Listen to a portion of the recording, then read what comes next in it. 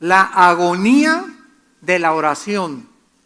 En Lucas capítulo 22, versículos 39 al 46, encontramos uno de los pasajes más profundos de la Biblia.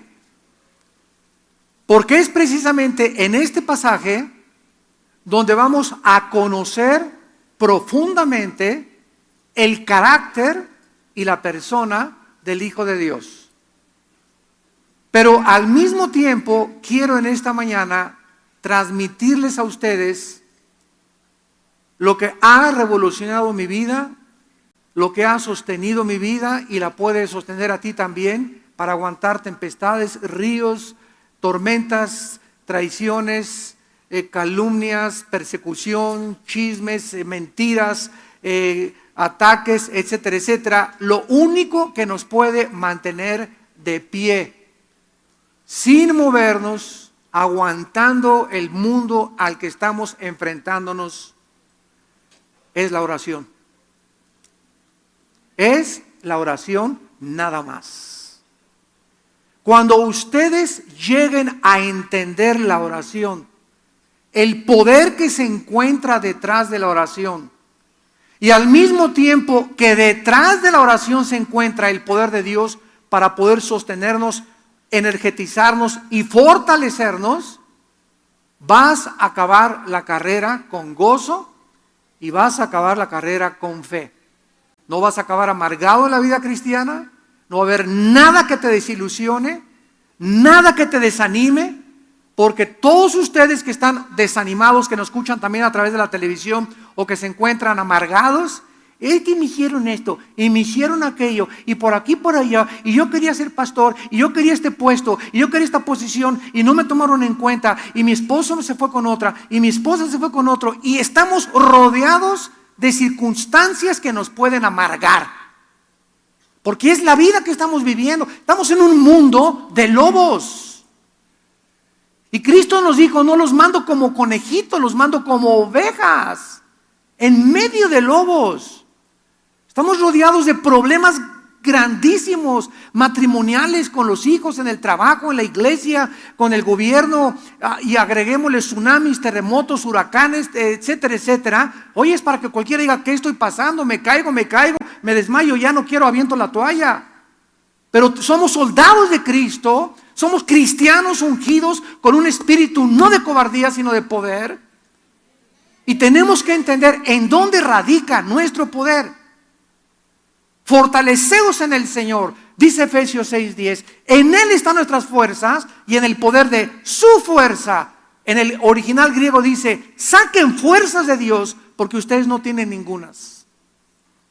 Entonces, si tú estás viviendo en la carne y enfrentando los problemas en la carne, nada más te echas la persinada en la mañana y con eso crees que ya la hiciste. De vez en cuando lees la Biblia, vienen los problemas, y problemas en el matrimonio y con los hijos, en el trabajo y las cosas en el periódico, y el petróleo subió y el dólar cayó, etcétera, etcétera. ¿Quién, dice Pablo, es suficiente para estas cosas? Nadie. Somos humanos con pies de barro, somos personas frágiles, débiles.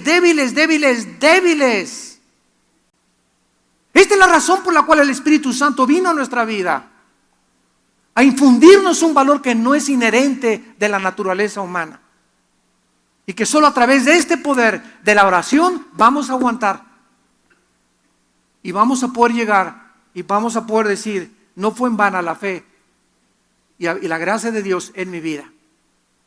Vamos pues a adentrarnos en este pasaje en Lucas 22 y lo vamos a examinar con mucho detalle con la guía del Espíritu Santo. Saliendo se fue como solía al monte de los olivos y sus discípulos también le siguieron. Cuando llegó a aquel lugar, les dijo: orad, que no entréis en tentación. Fue la primera advertencia que Cristo les hizo a los discípulos en la hora más difícil y peligrosa de los que le siguieron. Si ustedes no oran, en otras palabras, van a caer en tentación. Sigamos.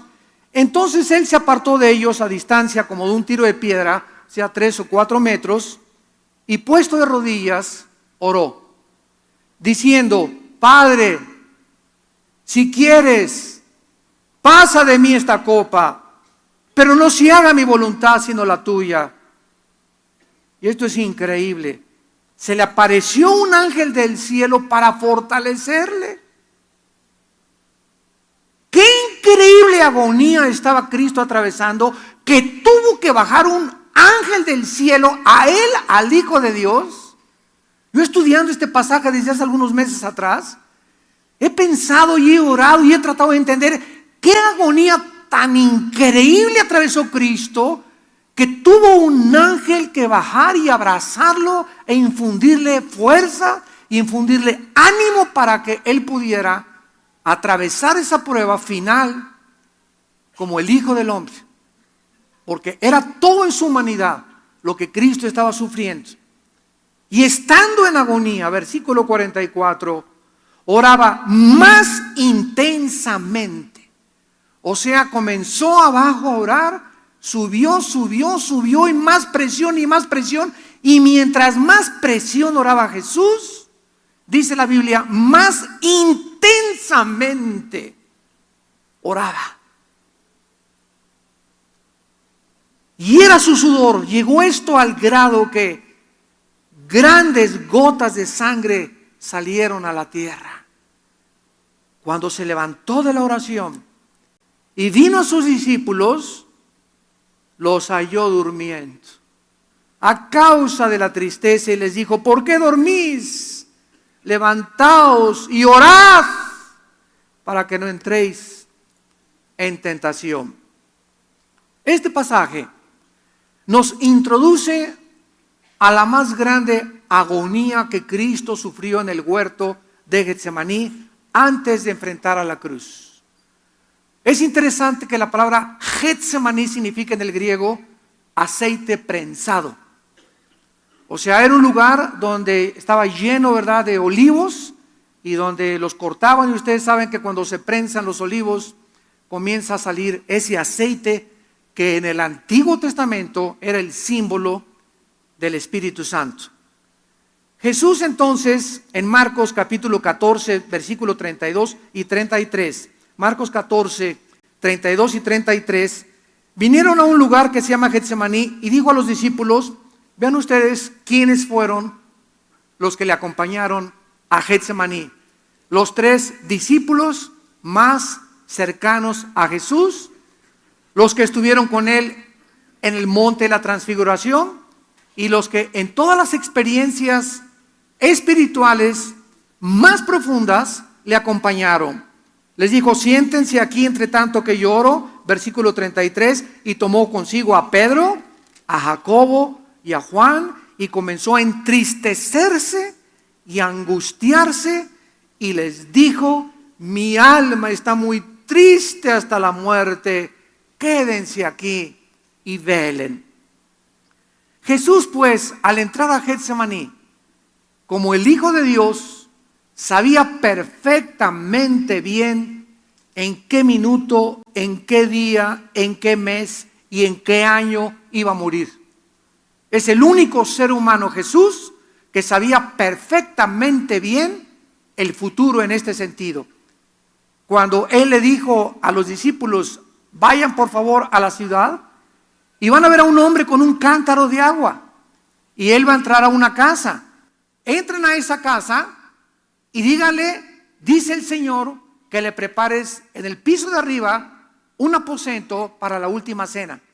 Jesús sabía que en tal hora una persona con un cántaro de agua iba a estar en ese lugar, y sin que conociera la persona a Cristo dentro de la casa, Jesús sabía que no iba a remilgar y que iba a prestar su casa para que él tuviera la última cena. Todo lo que Jesús tuvo era prestado. Nunca fue dueño de nada. Se acostaba en el campo. La única túnica que era propiedad de Jesús era la que le arrebataron los soldados y la repartieron en 4 partes, echando suertes por ella. Pero Jesús estaba al control absolutamente de todo. Sabía qué iba a pasar en este momento, qué iba a pasar después. Como le dijo a Natanael, Natanael, te conozco y que eres un verdadero hombre de Dios. Y sabía, veía a la gente de Jesucristo y sabía el corazón de esa persona, sabía perfectamente bien el destino de esa persona. Y cuando escogió a los discípulos, él sabía quién era Pedro, quién era Mateo, quién era Lucas, etcétera, etcétera. Y también sabía, cuando tuvo a Judas Iscariote enfrente de él, sabía que ese hombre era el diablo en persona. Jesús sabía absolutamente todo. Entonces Jesucristo toma a estos 3 discípulos a que oren con él y a que velen y le acompañen por la pesadísima carga que tenía en su alma, porque sabía lo que le esperaba horas después, a pesar de que también sabía que iba a ser resucitado a los 3 días. Esta era también la prueba más grande, repito, que los discípulos enfrentaron y ellos no lo sabían. ¿Sabes tú acaso la prueba que vas a pasar hoy en la tarde? ¿Sabes las pruebas que te esperan el día de mañana? ¿Sabes la prueba que vas a pasar con tus hijos dentro de 2 o 3 meses? ¿Sabemos lo que vamos a pasar en México dentro de 6 meses?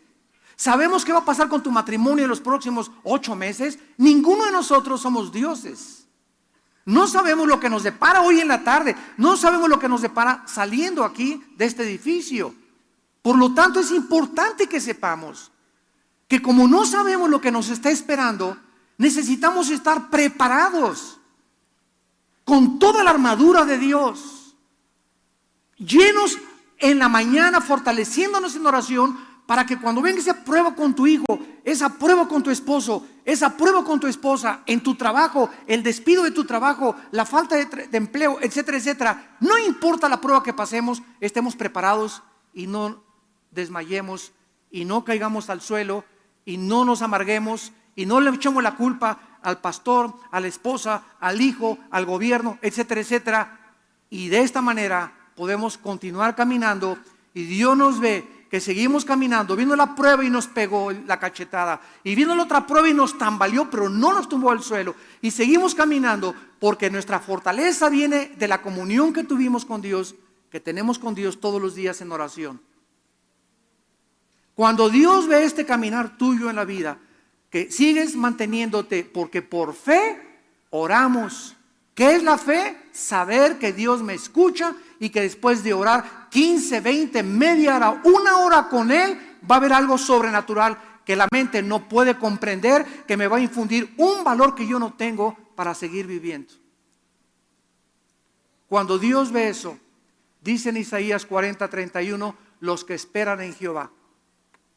Y esa palabra esperar, kafá en el hebreo, significa los que viven cerca, los que están pegados a Dios, así desde que amanece. En la tarde vas orando en tu coche y te voy alabando, Señor. El otro día yo le enseñaba a mi hija, mira, Salem, la oración es estar platicando con Dios. Es la oración, estar consciente de la presencia de Dios. Y te alabo y te bendigo y guárdame, Señor. Voy ahorita a este mercado, te pido que me des gracia. Voy a la escuela de mis hijos, dame gracia. Vamos a orar antes de hablar con la directora de la escuela. Es mantener, y todavía en la noche llegar, ponerse de rodillas o sentado, acostado, como quieras, como te puedas mantener despierto y volver a elevar nuestra alma y mantenernos cerca de Dios.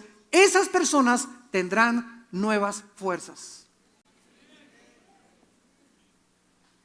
Esas personas van a llegar a su casa, Señor, ya no aguanto, ya quiero tirar la toalla, pero vienes y te hincas y otra vez te pones en contacto, te enchufas con la fuente de energía y entra otra vez una fuerza sobrenatural a nuestra vida y te levantas, pero girito como el gallito, a ver que se me avienta el gallo giro. ¿Y de dónde saqué esas fuerzas? No son mías. Y me doy cuenta, vas a descubrir que es sobrenatural. Oye, comadre, pero ¿cómo está usted tan alegre si el compadre ya la dejó esto y el otro? ¿Por qué Dios es mi fortaleza, comadre?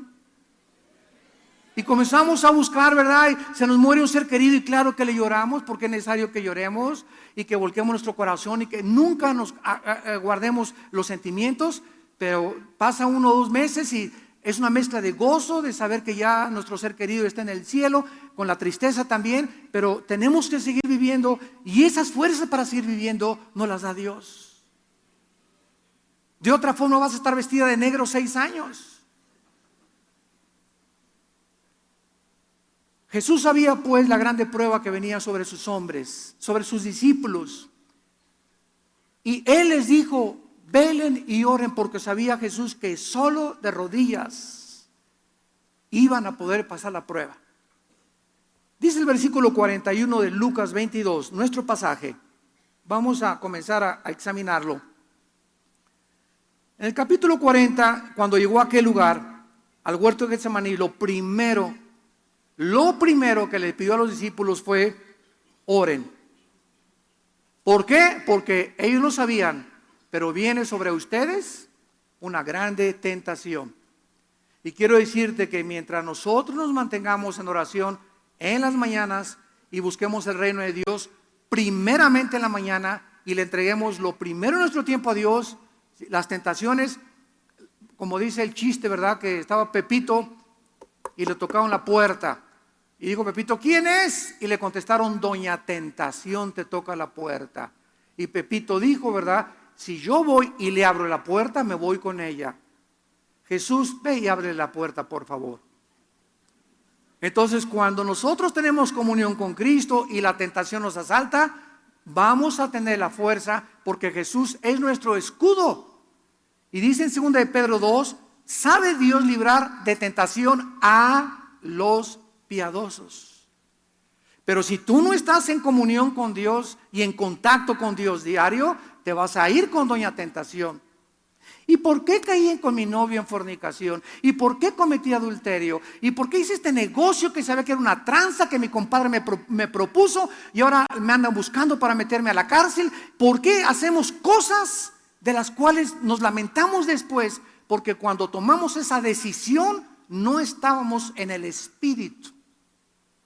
No estábamos guiados por el Señor. No estábamos fortalecidos por el Señor. Y somos demasiado débiles para aguantar las tentaciones. Insisto otra vez, oren para que no entren en tentación, les dice Jesucristo. Se apartó de ellos como una distancia, un tiro de piedra, y Jesús comienza en ese momento a darse cuenta que en esa prueba que tenía él enfrente necesitaba no hablarle a doña doctora Corazón, ni al psicólogo, ni al psiquiatra, ni a la mamá, ni al papá. Tenemos que entender que en los momentos que estamos nosotros enfrentando pruebas en la vida, necesitamos estar a solas con nuestro Padre. Jesús sabía que necesitaba un lugar apartado, el huerto de Getsemaní, silencio, uno que otro pajarito, porque él necesitaba estar a solas con su Padre y esperaba que sus discípulos lo reforzaran, ayudándolo, porque cuando 2 o 3 se juntan, es mucho más fuerte la oración. Cuando 10 se juntan y se ponen de acuerdo, es mucho más fuerte la oración. Cuando nos juntamos como iglesia a orar sobre una misma cosa, sobre una misma petición, esa oración adquiere un poder increíble, más grande que cualquier bomba de hidrógeno. La oración tiene el poder más grande que cualquier fisión nuclear. Es un poder como ustedes no se imaginan. Por eso es triste cuando hay reuniones de oración. El pastor Carmona aquí invita, creo que el primer domingo de cada mes, hay reunión de oración. Vienen 10, 15, 20 y 30 personas. Cuando tú descubras que si tú vienes a reunión de oración y traes a tu hijo, oren por mi hijo, por favor, oren por mi esposo. Dios ve que vienes con fe, creyendo que aquí Dios te va a contestar y tu oración es contestada. Simplemente porque la oración del justo puede mucho. Ahora imagínense 20, 30 justos que se junten. Imagínense 100 que se junten. El poder que tiene la oración. Cristo entonces, dice el versículo de 42, comienza diciéndole, Padre, Padre. Se dirige a Dios como su Padre. En un amor como cuando llegas con Dios, un amor en dependencia y en confianza con Él. En Romanos 8:15 dice la Biblia que no hemos recibido el espíritu de esclavitud para estar otra vez en temor, sino que hemos recibido el espíritu de adopción, por lo cual clamamos, Abba Padre, papito lindo. Así llegas a orar con Dios. ¿Tienes esa confianza con tu padre, papito? Oh, papito lindo. Tal vez no tuviste papá, tal vez no conociste a ninguna persona que tuviera ese amor paternal o amor maternal. Pero cuando descubrimos a Dios, que es nuestro papito, la palabra Abba en el hebreo significa papito, papito, aquí estoy, ya no aguanto a Chencho. Oh Señor, ya no sé qué hacer con mi hija, papito, ya no sé qué hacer con mi esposo, ya no sé qué hacer con mis papás, ya no sé qué hacer con lo del trabajo, papi, acá me acaban de despedir, papito, vengo a ti. Tú tienes confianza, Señor, tengo confianza, tú eres mi esperanza, mi escudo. Tú sabes y estás consciente que me acaban de correr. Viste que me acaban de correr hace 4 horas de trabajo. Y no tengo trabajo, pero yo confío en ti, papito. Oh Dios, dame tu paz. Solo quiero tu paz para poder atravesar mientras viene tu trabajo, saber que estás conmigo. Porque si sé que estás conmigo, todo lo podré, que me fortalecerás. Y eso es lo que necesitamos para enfrentar las pruebas, a papito. Porque Jesús es nuestro ejemplo. Jesús dice en Hebreos 2 que es nuestro hermano mayor. Papi, le dice Cristo a su Padre, se encontraba en una agonía indescriptible, la cual solo podía ser mitigada, apaciguada y calmada por su Padre. ¿Qué dice 1 Pedro 5:7? Echando toda nuestra ansiedad sobre de Él, porque Él tiene cuidado de nosotros.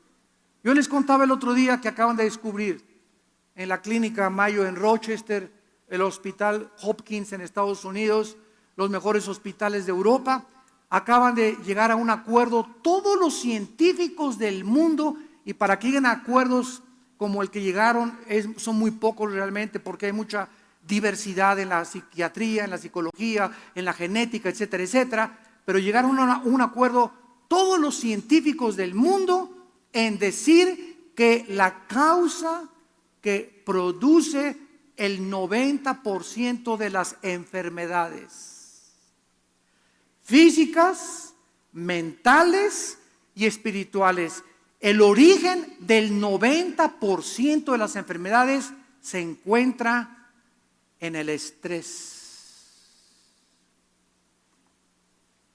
En el estrés, el famoso estrés. ¿Qué es el estrés? Es un estado de ansiedad. No te aguanto ni contigo mismo. Es un estado de envidia, es un estado de odio, es un estado de rencor, es un estado que, ay, se me apareció Juanita, y esa reacción que tienes dentro de ti te estresa. Ese estrés, esa fuerza negativa es la que produce el 90% de tus problemas físicos, mentales y espirituales. Qué increíble que en la Biblia hace 2000 años, cuando hace 5 años, 10 años lo acaban de descubrir, Jesús dice, les ordeno, Filipenses 4:6, que por nada estén afanados. Es una orden del cielo. Por nada estés estresado. Por nada permitas que alguien te robe tu paz. Mi paz les dejo. Manténganse en estado de tranquilidad interior, de serenidad. Yo estoy cuidando de tu vida, de tus hijos, de tu empleo, de tu buey, de tu asno, de tu trabajo, de la escuela, etcétera, etcétera. Yo estoy al control de todas las cosas. Tú mantente en paz, porque si pierdes esta paz y comienzas con la ansiedad, y esto y el otro, y mi problema, y en la noche, y vas y fumas, y prendes el cigarro, y como león enjaulado comienzas ahí en tu cuarto a caminar, ¿sabes una cosa? Que no vas a hacer regresar a tu hijo, no vas a arreglar tu problema, no vas a encontrar trabajo de todas maneras así, y además de eso te vas a acabar enfermando. Qué increíble, ¿verdad? Qué racionamiento más absurdo creer que mi estado de preocupación va a arreglar las cosas. Mi estado de preocupación no va a arreglar nada porque no soy Dios. Yo no puedo cambiar la vida de mis hijos, no puedo cambiar la vida de mi esposo, no puedo cambiar la vida de mi esposa, yo no puedo hacer que me den un trabajo a fuerzas. Estoy completamente dependiendo en mi Padre Celestial, en el soberano creador, en el Shaddai del universo. Y cuando esa confianza es depositado y hecho mi ansiedad, Padre, aquí está mi problema, yo quiero tener tu paz, no tengo trabajo, no tengo aquello. La paz de Dios que sobrepasa todo entendimiento baja del cielo y guardará mis pensamientos y mi corazón en Cristo Jesús. Y es una paz sobrenatural que sobrepasa la comprensión humana. Y te vas a encontrar, caray, no tengo trabajo, me dejó mi esposa, me pasó esto, pero yo estoy tranquilo. No necesito un tequilazo, no necesito un whiskazo, no necesito un bachichazo, no necesito un pericazo, no necesito drogas, no necesito ir con mi compadre o irme con una mujer para llorarle y esta sí me va a querer, ¿verdad? O todos son iguales, etcétera, etcétera. No, estoy con un poder que puedo vencer cualquier cosa, y es cuando sabemos que esta fe es la que vence al mundo. 1 Juan 5, 4 y 5. ¿Qué es lo que vence al mundo? Nuestra fe. ¿Qué quiero decirles? La confianza de que Dios nos ve y nos ha oído. Esa es la fe. Porque es necesario que el que se acerca a Dios en oración crea que le hay. Ya caí de rodillas, creo que Dios es Padre, que Él me va a cuidar. Y cuando Dios ve esa actitud mía de echar mi ansiedad sobre Él, Él tiene cuidado de mí. Y la respuesta de Dios es con su paz, que nos debe de guardar hasta el final del mundo. Cristo nos pone el ejemplo y nos pregunta, ¿tú también estás acostumbrado ya a echar tus cargas sobre Dios? Ahora Cristo, después de acercarse a su Padre, le hace una petición a su Padre en sumisión absoluta a su voluntad y soberanía. Versículo 42, Lucas 22. Padre, si quieres que regrese mi hijo, si quieres, me vuelvo a casar. Si quieres, que regrese Chencha. Si quieres, me darás trabajo una semana. Padre nuestro que estás en los cielos, hágase tu voluntad. Así comienza el Padre nuestro. Hágase tu voluntad. Si quieres, me puedes sanar. Si quieres, si es tu voluntad, Señor, hágase tu voluntad. Y si no quieres, yo sé por fe que tienes algo mejor para mi vida. Porque Dios es bueno. Esa es la fe, creer que Él tiene, el que no escatimó a su Hijo, dice Romanos 8, ¿cómo no nos dará todas las cosas? ¿Cómo no nos dará todas las cosas cuando nos dio a su Hijo en la cruz? Te llevaste a Jorge, tienes algo mejor, tienes un panquecito mejor que el menso este. Te llevaste a Chencha, ¿verdad? Y me puso los cuernos con mi mejor amigo. ¿Sabes una cosa? Gracias, te alabo y te bendigo, Padre, porque ahora me doy cuenta que no era para mí. Si fuera para mí, como les dije anoche a los jóvenes, nadie me la quita. Si es para ti, nadie te lo quita. Pero como no era para ti, se fue con el primer pelangoche roto quinto patiero. Ese trabajo no era para ti. Si hubiera sido para ti, se hubiera quedado. Ahora, si tú robaste o transaste, es otra cosa, ¿verdad? Pero si tú fuiste justo en tu trabajo y honrado en tu trabajo, y hay una injusticia y te corren por político o lo que sea, es de Dios. Y va a Dios a esperarte en la semana que te va a dar el otro trabajo o en los 15 días que vas a hacer.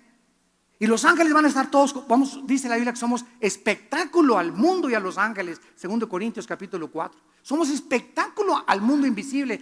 Va a ver qué hace Carlos ahora sin el trabajo. Y los ángeles, no, va a venir el diablo. Al ratito va a regresar al alcohol. No se va a ir con otra mujer. No, pero ahí va Carlos, mira, ahí va y sigue y orando y no tiene trabajo y sigue. Y cuando Dios ve que nosotros reaccionamos con paz, con tranquilidad, con confianza en Él, no nos la acabamos lo que tiene para nosotros.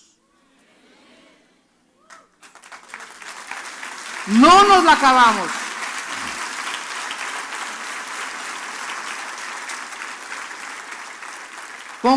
Grandes son las bendiciones que Dios tiene para aquellos que le temen y guardan su palabra. No nos imaginamos lo que Dios tiene para nosotros. Y muchos de ustedes, amados santos de Dios, todavía no reciben esas promesas, porque dice Hebreos 6, que para que esa promesa que Dios tiene para ti baje del cielo y te bendiga, necesitas la fe y la paciencia. Pero tu impaciencia, no, ya me dejó Jorge, al otro día andas con otro. Ya me dejó Chencha, andas con Lupita al otro día. Ya perdiste el trabajo, pues voy a robar. Cuando nosotros nos salimos y queremos tomar una decisión fuera de la santidad y el camino de la justicia y la verdad, vamos a recoger las consecuencias. Mantente en el camino. Sé hombre, aguántate. Dios está contigo. Hay un hombre mejor para ti, hay una mujer mejor para tu vida, hay un trabajo mejor para tu vida. Dios quiere probarte. Dios nos prueba. Mantente firme con los ojos puestos en Jesús, el autor y consumador de nuestra fe. No desmayes. Está firme y constante, sabiendo que la fe no es en vano. Ahora Jesús, comenzamos a interrogarnos. ¿Por qué Jesús no quería beber esa copa? Padre, si quieres, pasa de mí esta copa, pero no se haga mi voluntad, sino tu voluntad. Vamos a comenzar a interrogarnos, porque es la forma de llegar a una verdad y a una solución. ¿Acaso Jesucristo tenía temor de la cruz? Tenía temor que le clavaran una mano. Qué dolor tan increíble, insoportable. La otra mano, las espinas en su cabeza taladrándole de 4 o 5 pulgadas que se encajaron en su cráneo. Luego los pies, el uno sobre el otro, atravesados con los clavos. Estaba viendo Cristo la cruz, el látigo romano de 9 colas, con puntas de hueso y de plomo, que se enrollaba en las víctimas. Jalaba el soldado romano el látigo y desgajaba todos los tejidos subcutáneos de enfrente y de la espalda. ¿Acaso estaba esperando, oraba Cristo y esperaba ser libre de esa tortura? ¿Era eso lo que no quería Cristo? ¿No sufrir, no padecer físicamente eso? De ninguna manera. Eso no era nada comparable con lo que Cristo tenía en su corazón. Entonces, ¿qué simbolizaba la copa? Simbolizaba que en la cruz del Calvario iba a pasar minutos o segundos misteriosos en el universo, donde el Padre, que había vivido siempre en comunión con el Hijo, en la cruz iba a haber una separación entre el Padre y entre el Hijo. Y eso Cristo, separarse de su Padre en el momento en que los pecados cayeron sobre su vida, era el tormento más grande que pudiera él experimentar. Porque jamás en la historia Cristo, ni en su antigua vida Cristo, en el Antiguo Testamento, ni en la eternidad se había separado de su Padre. Él no había experimentado nunca eso en su humanidad. Y él tenía miedo a la muerte espiritual, tenía temor de ser separado de su Padre. Podía aguantar todo lo demás, pero no quería separarse de su Padre, porque toda la vida estuvo con su Padre, haciendo la voluntad de su Padre, dependiendo de su Padre, en comunión con su Padre. Y en la cruz, cuando los pecados tuyos y mis pecados fueran puestos sobre su cuerpo, el Padre tenía que abandonarlo. Y él comenzaría a gritar, Elí, Elí, lama sabactani, en arameo, que significa, Padre, Padre, papito, ¿por qué me has dejado solo? Esta era la copa que Jesucristo quería que el Padre le quitara. En otras palabras, en el lenguaje más popular y parafraseado, Padre, ¿no hay otra manera en la que se pueda arreglar el asunto del pecado? ¿Por qué no les dices a todos, todas las religiones son buenas, mis chiquilines? Cada quien sigue su religión y nos vemos todos en el cielo. Papi, ¿no les puedes decir eso? ¿No puedes mandar al arcángel Gabriel que haya milagros y que crean en ti? En la infinita sabiduría de Dios, en el inmenso, inmensurable conocimiento divino, no había otro camino, porque sin derramamiento de sangre, Hebreos 9:22, no hay perdón de pecados. El Hijo de Dios tenía que morir en nuestro lugar. No había otra manera en la que nuestros pecados fueran perdonados. Si hubiera habido otra manera, Dios no hubiera tenido que sufrir también, viendo a su Hijo lo que sufrió por todos nosotros. Este es precisamente lo absolutamente desconocido por la mayor parte de las religiones. Que las religiones creen que las religiones salvan a Dios. Yo soy católico yo soy protestante, yo soy mormón, yo soy testigo de Jehová, yo soy esto. Ninguna religión salva. La salvación no se encuentra en ninguna denominación, la salvación no se encuentra en ninguna iglesia, la salvación no se encuentra en ninguna persona más que en Jesucristo, el Hijo de Dios.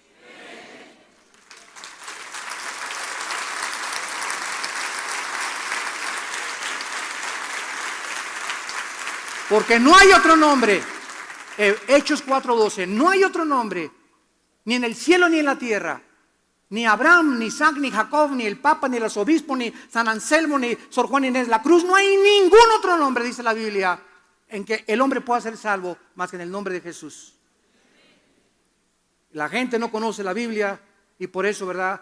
Va con un santito, va con su religión, sigue los preceptos, porque este mensaje que nos fue encargado a nosotros los cristianos de divulgar y predicar en el mundo, tú no lo estás haciendo en tu familia. Tú no lo estás haciendo con tu mejor amiga. Tú no lo estás haciendo con tu mejor amigo. ¿Y te llamas cristiano? ¿Te llamas cristiana? ¿Estás seguro que si te mueres hoy en la noche te vas al cielo? Y cuando llegues ahí, Señor, mi papá fue pastor, mi hermana fue monjita, mi tío fue el arzobispo de Tlanepantla. Cuando era chica me bautizaron y lo primero que te va a preguntar, Dios te va a decir, ¿le hablaste a alguien de mí? ¿Le hablaste a alguien de mí y le dijiste y le explicaste el plan de salvación? Porque el Espíritu Santo vendrá sobre vosotros y me serán testigos. ¿Sabes por qué nunca le has hablado a nadie de Jesucristo? Ni te interesa la salvación de tus amigos ni de tus familiares, porque el Espíritu Santo no está sobre tu vida. A eso sí, pero hablas lenguas y te caes al suelo. Y el Espíritu Santo nos fue dado para que tuviéramos el valor de enfrentarnos al mundo con este mensaje del resucitado. Y mientras en nosotros no haya ese celo, esa hambre de hablar de Cristo, no podemos creer que tenemos al Espíritu Santo. Porque es la primera evidencia del Espíritu Santo, hablarle a la gente de Jesucristo. Si hubiera habido otro camino u otra forma en que hubiéramos podido salvarnos, repito, Dios lo hubiera provisto. Jesús tenía que rendir su vida total y voluntariamente a la voluntad de su Padre, lo cual implicaba que la cruz era el momento en que los dos se iban a separar. Él iba a cargar con nuestros pecados. Veamos en el libro de Hebreos capítulo 2, ¿qué dice el autor de este libro acerca de la muerte de Cristo? Dice Hebreos 2, versículos del 9 al 10. Hebreos 2, 9, pero vemos a aquel que fue hecho un poco menor que los ángeles, a Jesús, coronado de gloria y de honra a causa del padecimiento de la muerte, para que por la gracia de Dios gustase, ¿qué cosa? Pregunta, ¿la muerte física o la muerte espiritual? Dios le dijo a Adán, el día que comas de ese árbol, morirás. Adán y Eva comieron y murieron, no. Vivió 930 años. Claro que su cuerpo comenzó a deteriorarse celularmente, pero no murió, como dijo Cristo, en el momento que mueras, que tomes ese fruto, morirás. La muerte que Adán experimentó en el momento que pecaron fue la muerte espiritual. La muerte física sigue a la muerte espiritual. Tenemos que morir por causa de que hemos pecado. Y el pecado está dentro de nosotros. Entonces Cristo iba a separarse de su Padre. Cristo iba a experimentar la separación, que es, si tú te mueres, dice la Biblia, hoy en la tarde o hoy en la noche sin Cristo, eternamente tu espíritu y tu alma y tu cuerpo vivirán separados de Dios. Y la separación de Dios se llama en la Biblia el infierno. El infierno, que es vivir eternamente separado de Dios. Y es tan profundo el sufrimiento de vivir separado de Dios, que Cristo, en los segundos que fue separado de su Padre, no podía tolerar su humanidad y comenzó a orar, y la agonía comenzó a crecer y comenzó a orar con más fuerza, porque él sabía que es un infierno vivir separado de Dios. Tu vida ahorita es un infierno porque vives separado de Dios. las angustias que dominan tu vida, los temores que te controlan, el miedo que le tienes a la vida, el odio, el rencor, la falta de perdón que hay en tu vida. Es un infierno vivir de esa manera. La vida de pornografía que llevas, la vida de libertad sexual, es un infierno. No es mentira ante la gente, es otra estilo de vida. Y yo soy homosexual y estoy contento, y soy lesbiana y estoy contento. Mentiras, mentiras. Esas personas no se imaginan ustedes, aunque aparecen en el cine y en la televisión, no se imaginan lo solo y lo vacío que se encuentran. Pero tienen que ponerse una máscara ante la gente y decir, estoy feliz. Y por dentro lloran. Porque ninguna persona puede ser feliz si este vacío no lo llena Dios. Es una mentira la vida de los seres humanos sin Dios. Dicen Hebreos 9 y 10, porque convenía, versículo 10, a aquel por cuya causa son todas las cosas y por quien todas las cosas subsisten, que habiendo de llevar a muchos hijos a la gloria, fíjense nada más, por causa de que Dios nos quería llevar a la gloria, por causa de que quería que estuviéramos con Él, perfeccionara por aflicciones al autor de la salvación de ellos. ¿Que Cristo no era perfecto? Wait a minute, please. Un momentito. ¿Sabes una cosa? Dice en Lucas que Cristo a los 12 años crecía en sabiduría y en conocimiento. A los 12 años Cristo no tenía toda la sabiduría ni todo el conocimiento que podía tener y que tuvo a los 20, ni cuando lo tuvo a los 25 y cuando llegó al clímax a los 33 años de edad. O sea que el transcurso de la vida de Cristo fue igual que los seres humanos. Un niño de 5 años no tiene el conocimiento de un niño de 10, el de 10 no tiene el de 15, el de 15 no tiene el de 20. Así fue Cristo en su humanidad, creciendo igual. Él pudo ser sabio y Dios a los 5 años, pero Dios le plació que Él creciera como un ser humano, como tú y como yo, para que entendiéramos que Él fue un ser humano y que nos puede librar de tentaciones también. Él experimentó todo lo que los humanos hemos experimentado. Entonces Cristo, cuando llega al huerto de Getsemaní, llegó al clímax en su humanidad de la perfección humana que nosotros no vamos a alcanzar hasta la otra vida.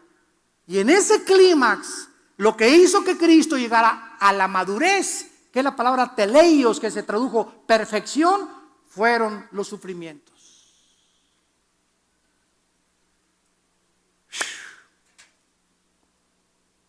Los sufrimientos nos ayudan a madurar. Ningún ser humano puede madurar en la vida sin haber sufrido. Y esta es la razón por la cual muchos de niños nos vieron papá, mamá en el orfanatorio. Ahorita que estaba el pastor Carmona hablándoles del diezmo, estaban pasando aquí en la pantalla las fotos del orfanatorio, nada más que no hubo una relevancia entre lo que él decía y las fotos. Pero ese niño que lo vieron con la cabeza, que lo estamos ya ayudando en Jerusalén, en el orfanatorio que tenemos en Jerusalén, el muchacho de las barbas que vieron ahí, y Sarita, son los niños, son los 4 hijos de él, es el orfanatorio que tenemos en Israel. Lo vamos a arreglar este video para que ustedes se den cuenta. Ese niño nació con la cabeza así grandota, se le está reduciendo. Otros niños nacen con un corazón artificial, otros nacen con el síndrome de Down. Ahí en Colombia se acercó una señora y me dice, ay hermano, fíjese que me dijeron algunos cristianos que estamos bajo maldición. ¿Por qué, hermana? Porque me dijeron, ¿verdad? Que cuando iban a ser mi hijo iban a ser con síndrome de Down o mongoloide. Y le dije, ¿sabe una cosa? La Biblia dice que todas las cosas ayudan para bien. Vaya y dígale a su esposa, córrale, el Señor nos ha bendecido con un niño con síndrome de Down. Pero nosotros le llamamos muchas veces maldiciones a los sufrimientos que Dios llama bendiciones. Un niño en Juan capítulo 9 nace ciego y crece ciego, y pasa Jesús un día y dice, le preguntan a los discípulos, ¿por qué nació ciego? ¿Acaso sus padres eran pecadores? ¿Por qué nació con síndrome de Down? ¿Por qué nació así? Y Jesús dijo, ni sus padres ni por el pecado, sino para que mi Padre fuera glorificado. En el nombre de Jesucristo, ve. Y le dio la vista hasta los 25 o 30 años de edad que tenía ese muchacho. El cojo, en la entrada del templo, en el libro de los Hechos, llega Pedro y Juan y se le queda mirando, y el cojo los ve y sabe que son apóstoles de Cristo y que el poder está en ellos. Y Pedro, viendo que tenía fe, le dice: no tengo oro ni plata, en el nombre de Cristo párate y anda. Ese cojo, Cristo no lo sanó. ¿Cuántas veces fue Cristo al templo y no lo sanó? Ahí lo dejó cojo, porque el tiempo de Dios era con Pedro y con Juan. No entendemos los caminos de Dios porque sus pensamientos son diferentes a los nuestros. Pero si somos hijos de Dios, todas las cosas contribuyen a nuestro bien. Y si tú tienes un hijo mongoloide y síndrome de Down, es un angelito en tu casa, porque ese tiene hasta visa ya para el cielo. Si ya no tiene, verdad, son sin pecado esos niños. Son bendiciones para los padres. Y tenemos que entender y ver la vida como la ve Dios. Dice la Biblia que entonces Cristo fue perfeccionado por las aflicciones. Y regresamos a Lucas 22. Y dice el versículo 43. Y entonces se le apareció un ángel del cielo para fortalecerle. Es increíble que la palabra agonía, aquí vamos a entender más profundamente esto. La palabra agonía es la palabra griega agonía. Así es en el griego también. ¿Y saben lo que significa la palabra agonía? Significa combate, lucha, contienda intensa. Vamos a ver.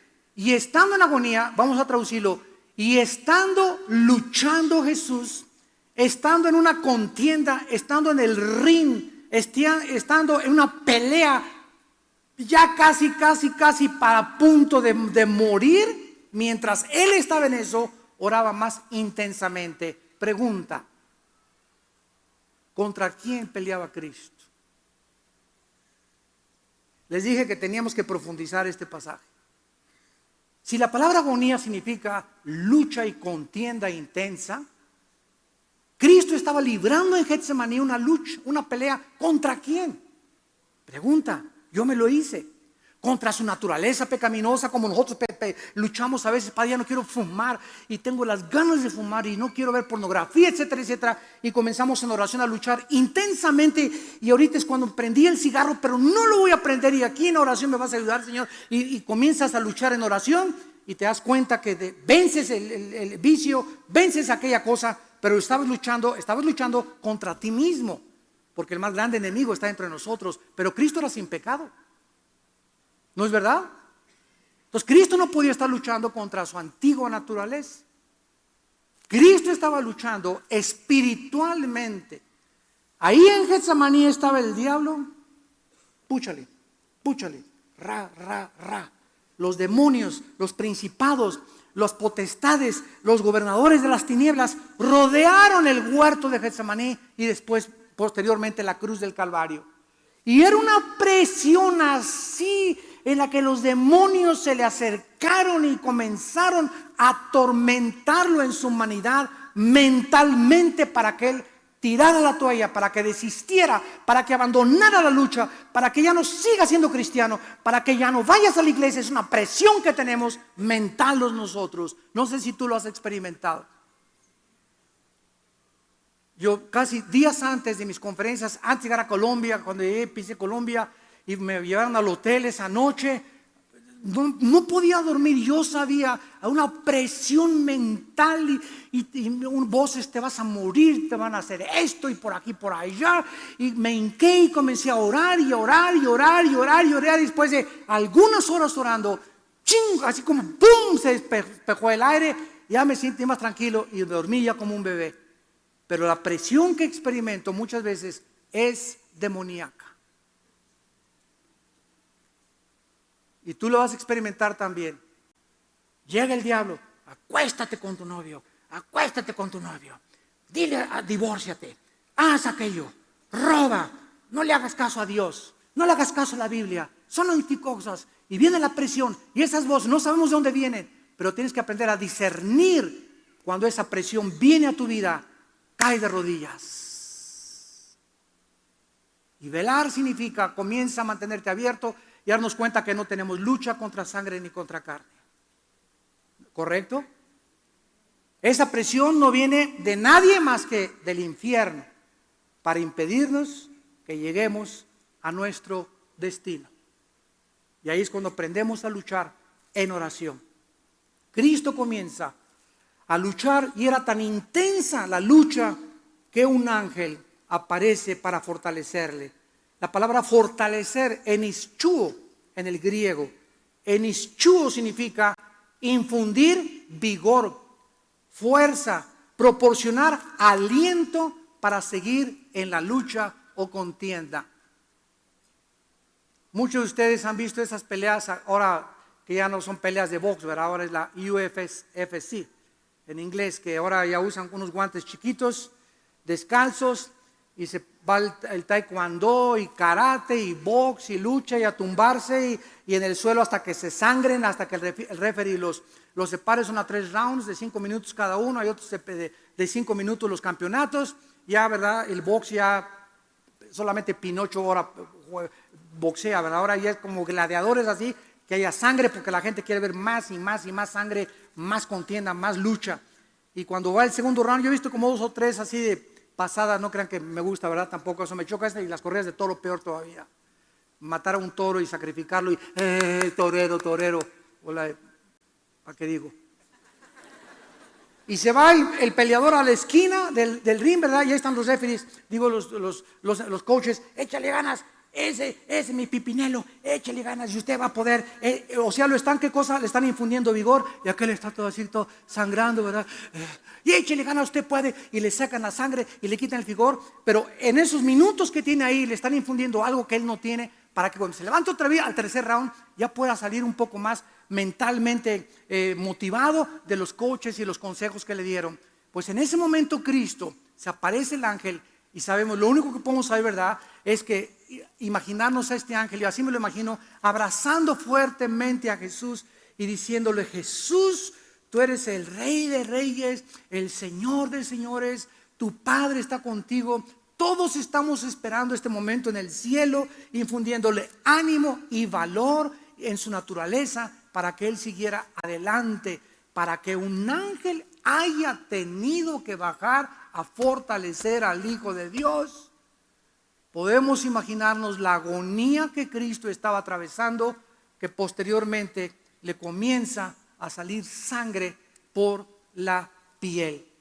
Este fenómeno se llama en la ciencia hematohidrosis, que sucede cuando el páncreas comienza a producir un aumento de lisoginasas que se derraman sobre todo el torrente sanguíneo, diluyendo el cemento endotelial que produce el paso a través de la sangre, a través de los capilares, mezclándose con el sudor, para que la sangre que circula, que bombea el corazón, cuando el corazón hace pum, pum, pum, pum, es una bomba, como si estuvieras inflando un carro, pum, pum, hace pum y te avienta la sangre. Si la sangre no tiene colesterol, si la sangre no tiene triglicéridos, si la sangre no tiene chicharrones ni papitas, si no tiene azúcares de las Coca-Colas que te tomas, si la sangre encuentra en la tubería limpia, llega hasta los pies, se sube otra vez y el corazón sigue y sigue y sigue bombeándola y bombeándola y jalándola. Y Cristo en ese momento, cuando el corazón hacía así, ya la sangre no podía regresar, se tenía que salir, tenía que romper las capilaridades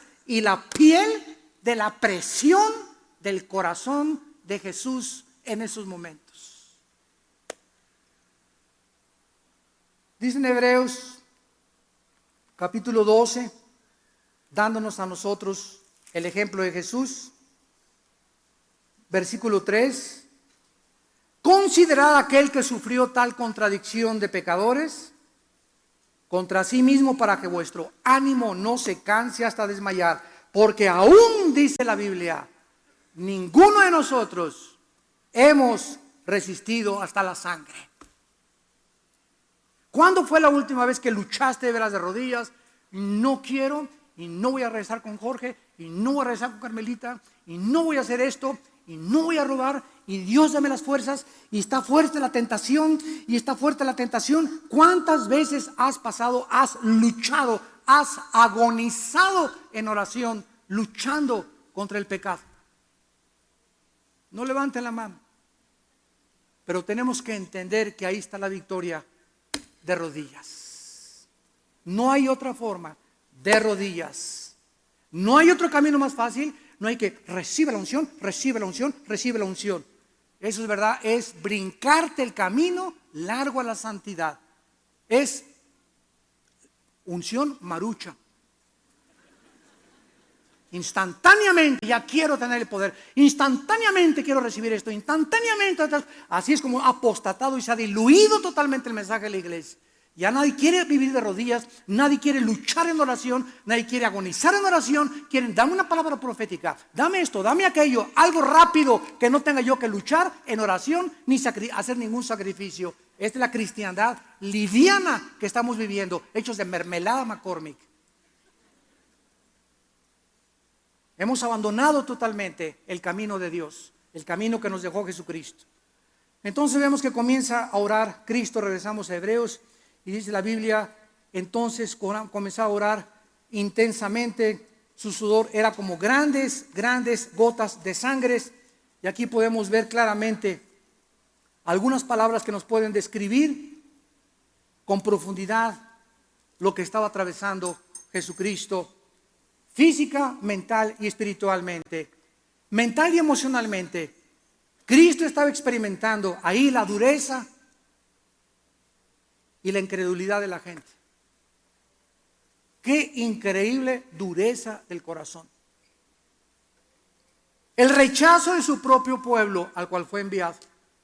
La maldad de los falsos líderes religiosos que por envidia le entregaron los judíos, los gentiles y los civiles, la traición de Judas, el abandono de sus discípulos, la negación del apóstol Pedro que vino después, la injusticia de los 6 juicios que se llevaron a cabo, 3 con el Sanedrín y 3 con Roma, el ridículo, la burla y el desprecio del odio de sus enemigos, la ira de su padre que iba a venir sobre él. Todas estas cosas mentalmente Cristo sabía que las tenía que atravesar, y la experiencia de su muerte física y espiritual como el Hijo de Dios. Él había dicho que Él era la vida. Dice Juan 1, en Él estaba la vida y la vida era la luz de los hombres. Nada de lo que fue hecho sin Él. Y Él que era la vida, el autor de la vida, nosotros le íbamos a quitar la vida para que nosotros fuéramos llevados a la gloria con el Padre. Si Cristo no hubiera llevado nuestros pecados, no hubiéramos podido nosotros entrar a la gloria. Y finalmente, Cristo experimenta la separación de su Padre y la debilidad de sus discípulos. Dice Lucas 22, se levantó en oración. Escuchen esto. Después de esa agonía, de esa lucha intensa de rodillas, de esa contienda en el mundo espiritual que Cristo hubo en Getsemaní, venció. Cuando Cristo se levanta de orar,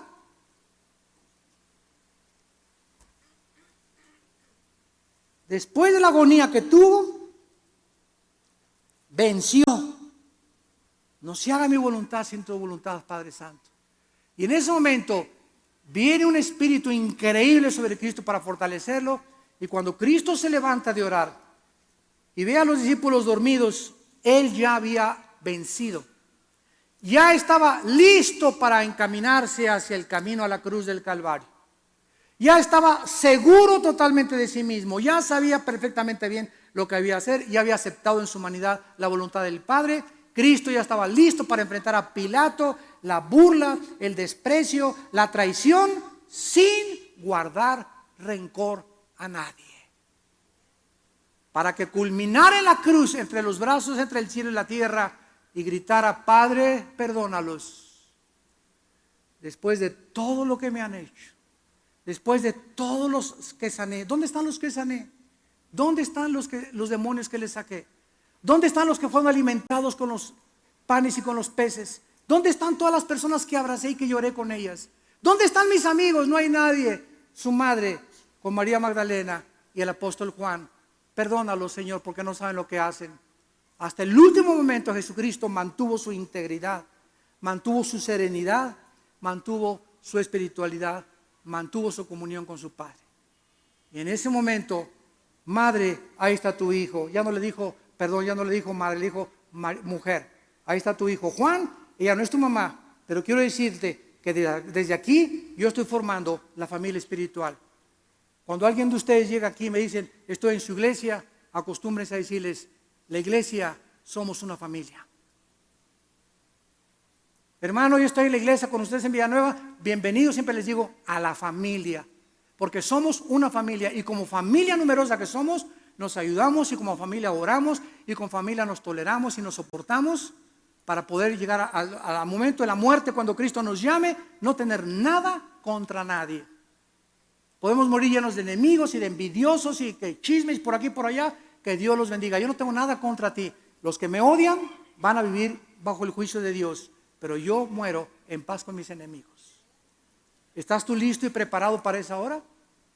Saca de tu vida ese estrés, esa envidia, ese rencor, esa amargura, esas preocupaciones. No vas a arreglar tú el día de mañana, tú no vas a poder encontrar trabajo. Ven a la cruz y échale todas tus ansiedades, porque Cristo nos dejó el ejemplo que solo de rodillas podemos vencer. Gracias por tu palabra, Señor. Te alabamos y te bendecimos, Dios eterno, altísimo y eterno, creador y sustentador de todo lo que existe. Gracias porque somos tus hijos y te pertenecemos. Nada ni nadie nunca nos podrá separar de ti. Ni ángeles, ni potestades, ni el futuro, ni lo porvenir, ni lo visible, ni lo invisible, ni la tristeza, ni la desnudez, ni la falta de trabajo, ni el hambre, ni la sed. Nada nos podrá nunca separar de ti. Antes en todas estas cosas somos más que vencedores. ¿Por qué? Porque vivimos contigo, en comunión contigo, platicando contigo en oración todos los días, echando toda nuestra ansiedad sobre de ti, porque tú tienes cuidado de nosotros. Y aquí se encuentra el secreto de la verdadera felicidad. Muchos de ustedes en esta mañana, también los que nos ven por la televisión, deben entender que debemos vivir velando y orando.